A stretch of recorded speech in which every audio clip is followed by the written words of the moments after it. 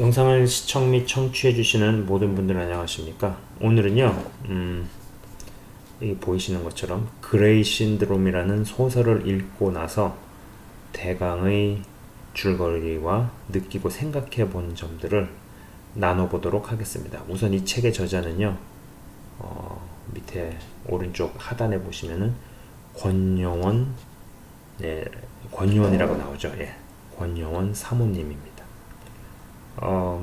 제가 이분이 쓰신 터미네이터 라인이라는 책을 이야기한 적이 있었고, 그리고 얼마 전에는 23시 59분, 23시 59분이라는 소설을 리뷰한 적이 있었죠. 그 두 책들은 짐승의 표와 인조인간, 사이보그에 관련해서 마지막을 묘사했던 소설이라고 한다면 이 그레이 신드롬은 이슬람과 동성애라는 두 주제를 중심으로 이슬람이 자리를 잡아가고 동성애가 자리를 잡게 되었을 때 교회들이 어떻게 되어가고 어떠한 일들이 벌어질지를 성경적 시각에 근거한 작가의 상상력으로 그려내고 있다는 것입니다. 우선 대강의 줄거리와 느끼고 생각해 본 점들을 시작하기에 앞서서 저는 이 책을 발행한 출판사와 아무런 관련이 없습니다. 이런 점 좀 말씀을 드려야 될 것 같아요. 출판사와 아무런 관련이 없고, 그리고 이 책의 저자이신 분과는요, 카톡으로 몇 마디 이야기해 본 것이 전부입니다. 저번에 23시 59분, 23시 59분이라는 책을 읽고 나서 라는 제목의 영상을 올리고 난 뒤에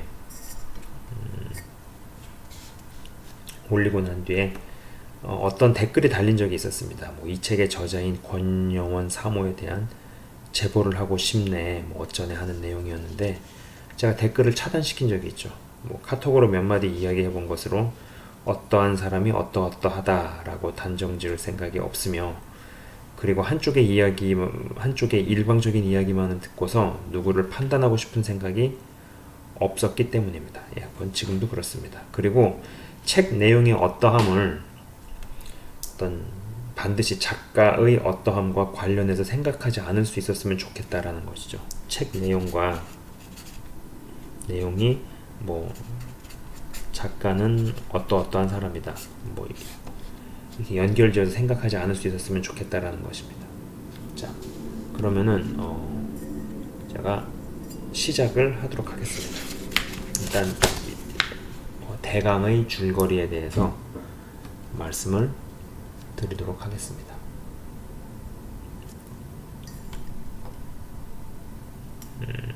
잠깐만요. 차라리 이걸 이렇게 불빛을 좀 치우는 게 나을 것 같아요. 아닌가? 자, 일단 이 소설에서는요, 3명의 주인공들이라 할 수 있는 중심 인물들이 있습니다. 3명의 주인공. 첫 번째는 염세중이라는 인물입니다. 자, 그리고 또 한 인물은 윤목사, 그리고 또 한 인물은 김비훈이라는 인물입니다. 이 3명이 중심 인물이에요. 그리고 3명은 신학교 동기입니다. 같은 신학교를 다녔어요. 자, 이 염세중이라는 인물은 공부에는 관심이 없어요. 공부에는 관심이 없고 연예인으로 데뷔를 합니다. 신학교를 나오고 나서 연예인 데뷔해서 어느 정도 입지를 갖추었어요. 그러나 동성애 역할을 못해서 연기를 그만두고 목사가 됩니다. 그리고 이제 이 김비훈이라는 친구와 어떤 묘한 경쟁 의식이 있죠. 자, 공부엔 별로 흥미가 없어요. 그러나 어떤 자기가 중심이 되고 싶어하는 그런 마음이 많은 캐릭터입니다. 신학교를 나오고 나서 어찌어찌 해서 연예인으로 데뷔를 했지만 동성애 역할을 연기를 못해서 결국 연기를 그만두게 되고 목사가 됩니다. 그리고 이제 김비훈이라는 친구와 묘한 경쟁의식이 있죠. 이 윤 목사는요, 이 염세중, 염 목사와 김 목사를 연결시키고 중재시키는 역할을 합니다. 그리고 반동성애 사역과 이슬람 사역, 뭐 무슬림에게 전도를 하거나 하는 이런 사역을 하죠. 여러 위험과 위협을 무릅쓰고 어려움을 감수하면서 이런 사역을 훌륭하게 수행을 하는 캐릭터입니다. 자, 그리고 이제 김비훈이라는 친구는 공부를 잘해요. 네. 공부를 잘하고, 그러나 이제 유학을 다녀오고 나서 어떤 판도가 바뀌어 있는 것을 경험을 합니다. 제가 이제 그거에 대해서 좀 더 설명을 하도록 하겠습니다. 자, 그리고 이제 이 김비훈이라는 친구는 장미라는 자매와 교제를 하고 있었죠. 네, 김비훈과 연인 사이였습니다. 연인 사이였지만 이 김비훈이라는 친구가 이제 바람을 피게 되고, 그 바람을 핀 사건 때문에 교회 내의 어떤 자매가 자살을 하고요. 그리고 그 자매의 유서가 공개된 이후로 김비훈과 이 장미는 헤어집니다. 그리고 이 틈을 노려서 염 목사가 이 장미한테 접근을 하게 되고, 이 염세중과 이 장미가 결혼을 하게 됩니다. 그러나 이것은 뭐 사랑이 없는 기획된 결혼이었죠. 그리고 이제 이 김비훈이라는 친구의 아버지는 이 책에서는 김위원이라고 나옵니다. 국회의원이에요. 김비훈의 아버지이고 야당의 거물급 인사이지만은 중요할 때마다 항상 힘을 못 씁니다. 그런 배경이에요. 자, 그리고 이제 이 염세중이라는 친구, 염목사한테는 미라라는 사랑하는 여인이 있었습니다. 그리고 이제 이 미라라는 여인도 염세중을 사랑을 하죠. 그리고 이 염목사가 연예인일 때 코디를 담당을 합니다. 코디를 담당하죠. 그러나 이 염세중한테는 또 이철구라는 인물이 있었는데, 이철구는 염세중이 연예인일 당시에, 염목사가 연예인을 할 때부터 매니저로 도와줍니다. 그러나 무슬림을 받아들이게 되죠. 그리고 무슬림을 받아들이고 나서 이 염목사를 조종을 하고 파멸로 몰아넣는 인물입니다. 염목사가 이제 연예인을 관두고 나서도 그의 매니저 역할을 자처하죠. 그리고 이 미라라는 여인은 미라도 염세중을 좋아하고 염세중도 미라를 좋아했지만은 진정으로 사랑하는 마음이 있었지만은, 그리고 이제 아까 말씀드린 것처럼 이 미라라는 여인은 염세중의 코디네이터를 담당을 했지만, 이 이철구가 중간에 굉장히 계략을 많이 써서 미라를 성노예로 시킵니다. 그러니까는 자신의 성노예, 이철구의 성노예로 전락을 시키죠. 정확히 이야기를 하자면은 이철구가 강제로 미라를 그렇게 만들어 버리게 됩니다. 오랜 시간 동안 어둠 속에 표정 없이 살다가 이철구를 살해하게 됩니다. 자, 그리고 이 이철구라는 인물이 어떤 계략을 써가지고 김비훈이 바람을 피운 일 때문에 교회의 어떤 자매가 유서를 남기고 죽는 사건 때문에 이 친구는 유학을 선택을 합니다. 그 동안에 염세중을 조종을 해서 이 장미라는 그 여인 자매랑 결혼을 시키게 됩니다.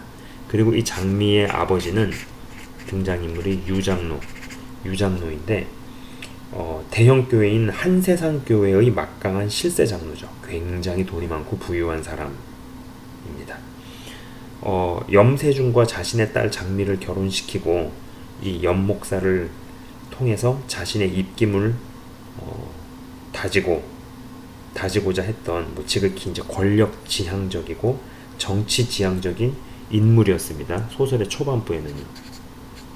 권력지향, 그 다음에 정치지향, 염목사를 통해서 어떤 교회의 입지를 더 다지고 이런 부분에 관심이 있었던 인물이었습니다만은 독일로 도피시켜 놓은 아들이 이슬람 테러 분자들에게 납치가 되고 몸값을 요구하는 사건을 통해서 아들은 마약을 끊게 되고 선교사로 헌신하게 되는 일을 경험하게 된 뒤에 이 자신도 회개하기 시작을 하죠. 회개를 하고 나서부터 이제 자신의 사위인 이 염세중과 갈등의 골이 깊어지게 됩니다. 그 외에도 등장 인물들이 몇 명 있는데 이 정도 말씀을 드리면은 이러한 인물들의 어떤 알력과 갈등 관계 가운데서 스토리가 진행이 되겠구나라고 생각해 보실 수 있을 겁니다. 자,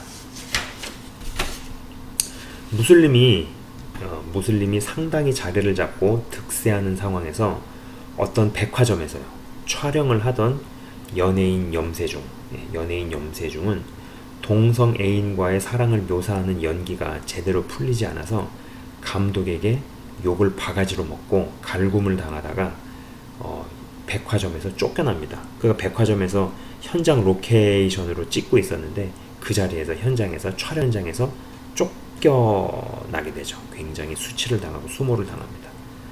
그리고 마침 그 백화점에서는 헤비메탈 그룹 스네이크의 내한 공연이 있었고, 그리고 이 백화점 내에는 많은 동성애 업소들이 입주해 있었는데 한국인 무슬림의 폭탄 테러로 인해서 백화점이 무너져 내리고 그리고 많은 인명피해가 발생을 하게 됩니다.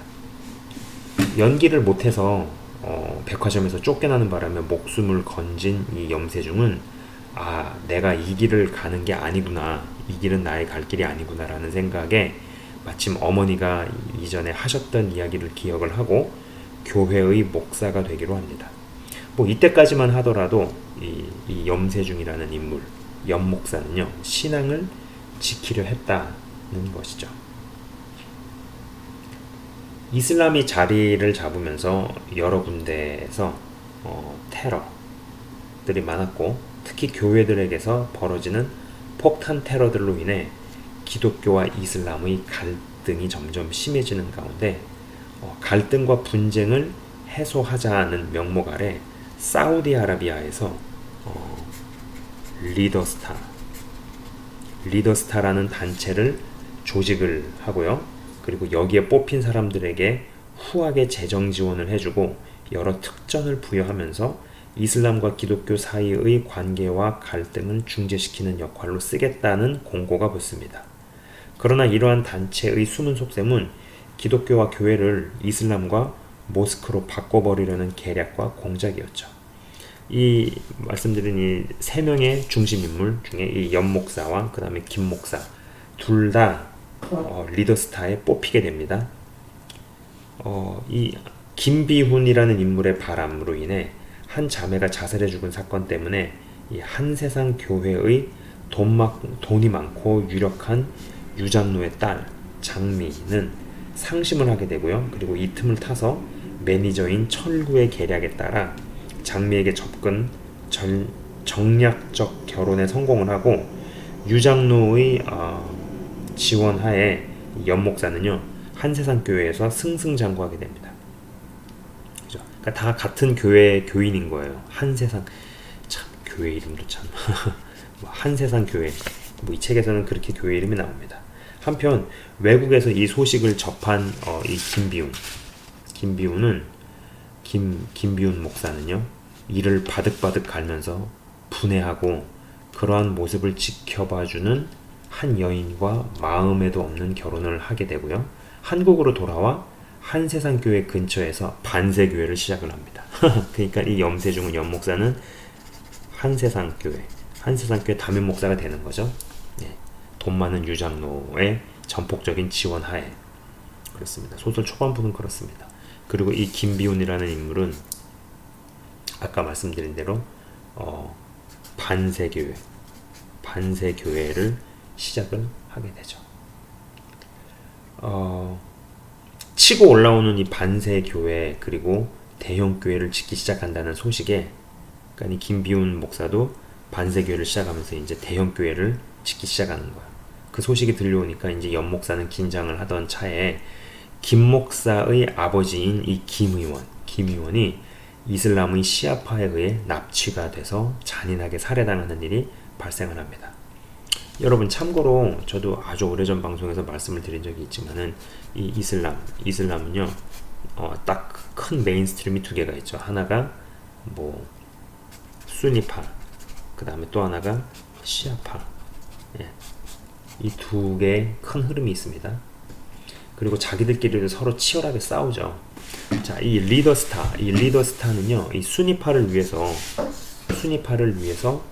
일을 하고 있었고, 그리고 이제 리더스타라는 조직을 향한 시아파의 화살이 항상 있어 오던 차에 김 의원의 폭탄 테러 범행은 김 목사에게, 그리고 이제 반세 교회에 돌이킬 수 없는 치명적인 타격을 입힙니다.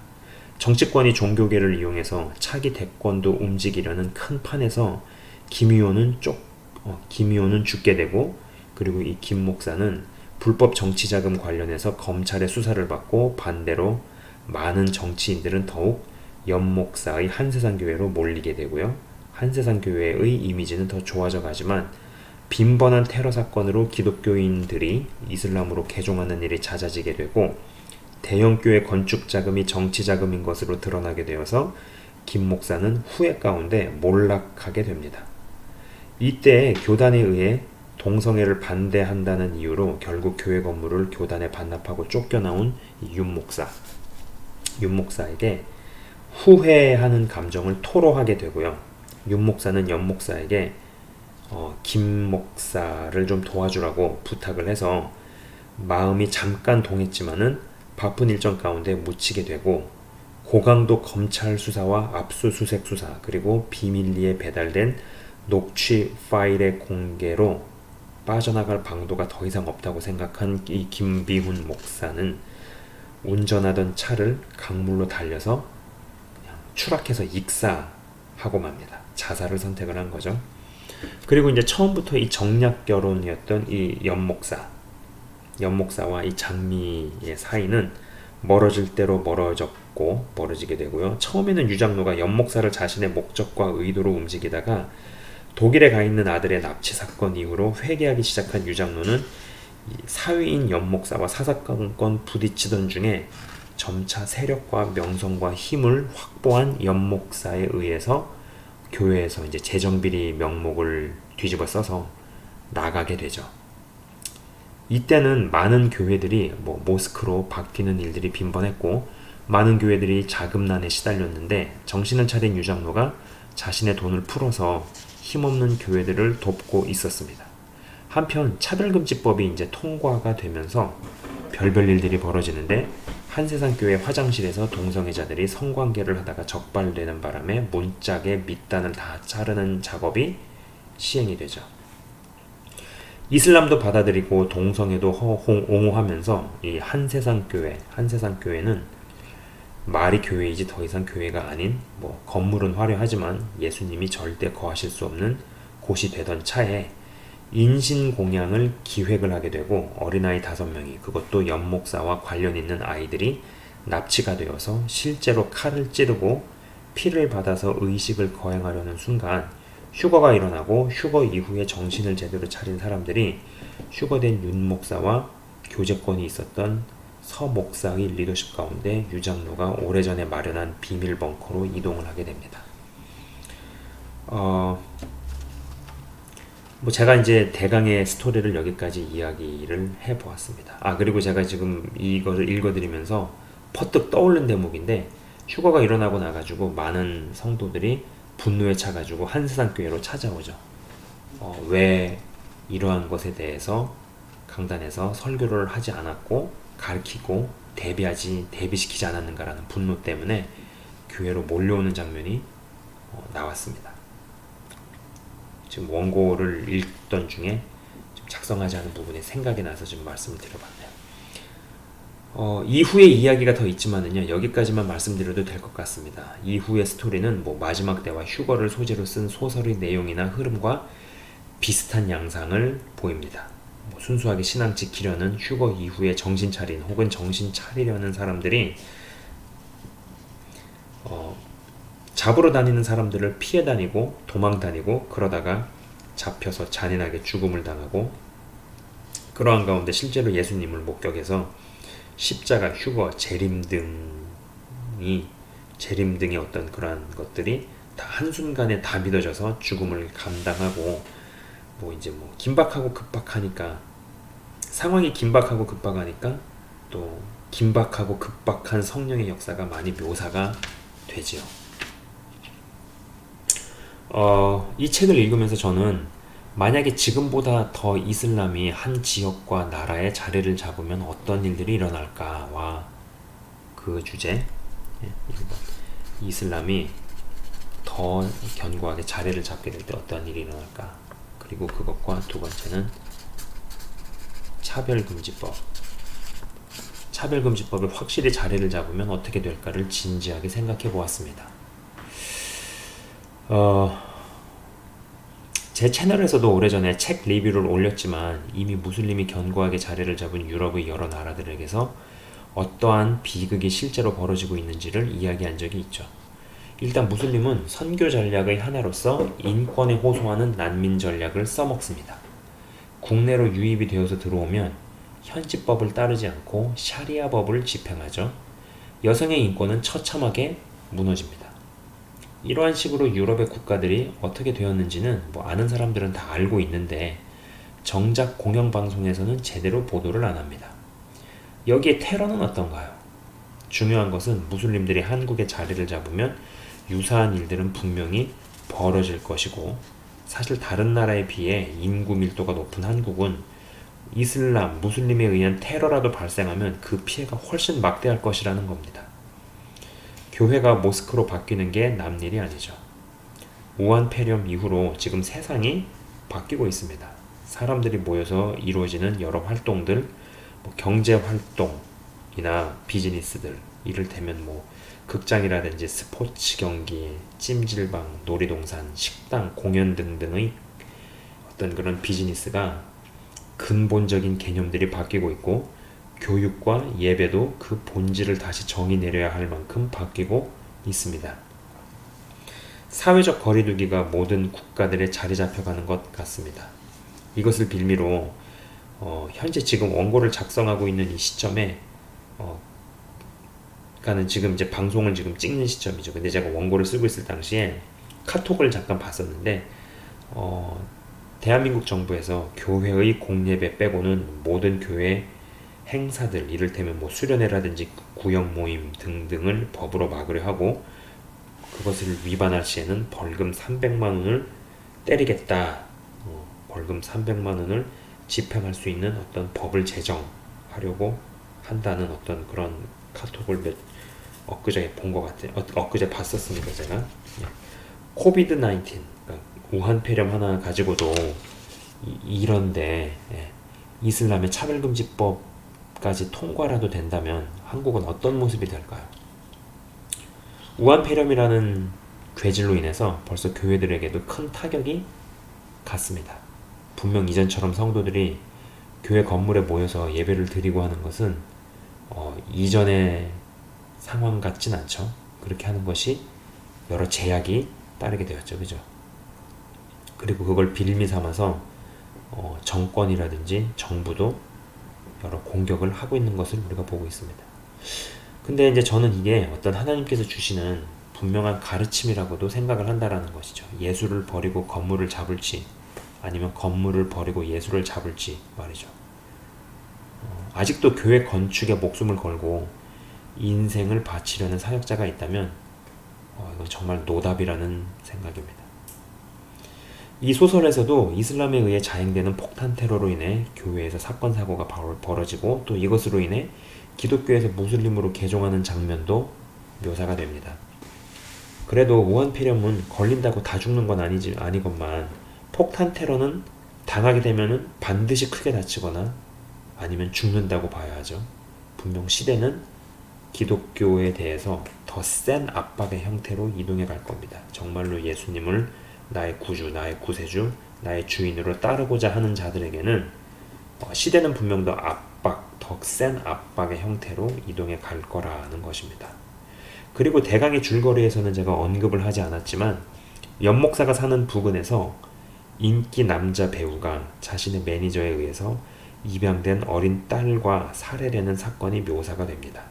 인기 남자 배우와 매니저가 동성 애인 사이였는데, 남자 배우가 이제 마음이 변심을 하니 바텀이었던 매니저가, 바텀이라는 뜻은 이제 동성 관계에서 여자 역할을 하는 남자를 통칭하는 말이죠. 바텀이었던 매니저가 남자 배우와 입양된 딸을 죽이고 자신도 자살하는 대목이 있습니다. 이 사건을 수사하던 형사의 독백이 이렇게 나와 있습니다. 예, 책에 묘사된 대로 제가 한번 읽어보겠습니다. 동성애가 합법화되고 나서 동성애자들의 치정살인이 끊이지 않아. 동성애 인권이 도대체 뭐야? 우리가 차별하지 않아도 지들끼리 싸우고 죽이고. 아, 다음은 누구 차례인가? 며칠만 늦게 입양했어도 어린 목숨을 잃지 않았을 텐데 라고 한탄하는 장면이 나옵니다. 지금 이 차별금지법도 다시 발의하려고 하는 것으로 알고 있습니다. 정말 여러 영역에서 거세게 도전을 하고 있죠. 그리고 이 책에서 등장한 내용 중에 스토리에 자세히 이야기하지는 않았지만 인신제사에 대한 부분이 나옵니다. 요새 이런 내용들도 유튜브에서 쉽게 찾아볼 수 있죠. 언젠가 제가 상담 메일을 받은 적이 있었는데 자신이 사탄 숭배자인 사람과 교제를 했었고 그로 인한 어떤 후유증을 토로했던 것이 기억이 납니다. 이제는 숨어서 은밀히 일하던 여러 형태의 악들이 서로 연대 및 연합해서 더 이상 숨지 않고 드러내놓고 대놓고 제대로 믿고자 하는 하나님의 백성들에게 총공격을 감행하고 있다는 생각도 해봅니다. 사탄 숭배자에 대한 실제적인 일이 있으면 인신제사와 같은 일도 충분히 가능하지 않겠나 라는 겁니다.